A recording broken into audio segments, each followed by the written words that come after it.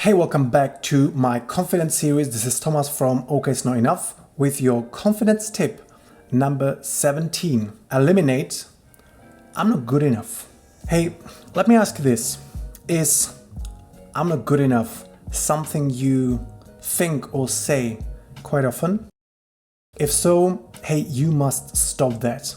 Because first of all, it's not true. And secondly, every time you say that, you will believe it a little bit more. Negative language like this can be extremely damaging to your self-image and to your self-confidence. Look, if you are really missing some skill or you somehow messed up, there are ways to phrase it differently so that it's not about you as a person, but rather about the skill that you may be lacking or the thing that you've done. You know what? Let me give you an example and you tell me if you can hear the difference. I don't know how to speak in public because I haven't learned the skill yet. I've never done it before.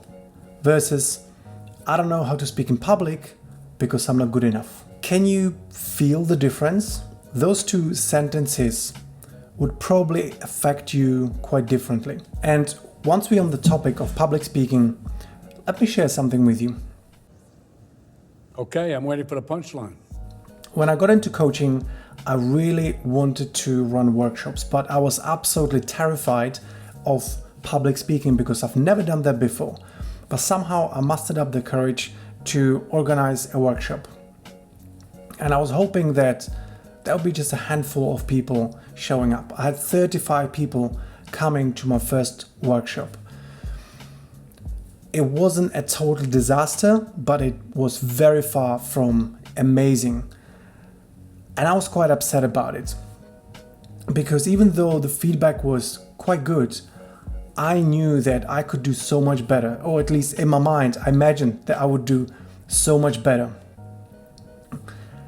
And for a little while, I was quite upset about it. But then I said, well, hold on. How could I possibly expect myself to be amazing at public speaking if I've never done that before? You see, it's a skill that one needs to develop and master, as most things that people feel bad about. And so I set a goal to do 100 workshops. And until I've reached the workshop number 100, I wouldn't allow myself to feel like I'm not good enough as a public speaker. I wouldn't allow myself to criticize myself or to feel bad about it. And you know what? I started doing weekly workshops for 2 years, more than that, but it took me about 2 years to hit the number of workshop 100.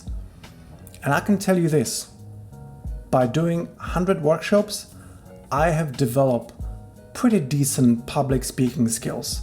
Now, I'm not the most amazing public speaker out there, but I'm pretty confident, I know what I'm doing, and I can totally captivate the audience and deliver a great speech or a great workshop. But you see, had I allowed myself to think of myself like I wasn't good enough as a public speaker back then when I was starting, I would have never done those 100 workshops and I would have never developed these public speaking skills. So I made sure that I kept in mind that it's a skill I needed to develop and that it was going to take some time, rather than making it about myself and expecting myself to just be natural born public speaker. So I just wanted to share this personal story with you to show you how important it is to stop yourself from saying, I'm not good enough, but rather understanding that it's perhaps a skill that you need to learn, or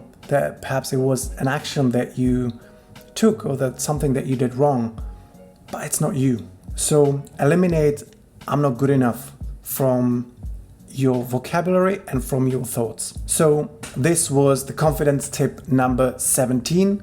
Eliminate I'm not good enough. I hope it was useful. If so, give me a thumbs up, leave me a comment, and I will see you on the next video.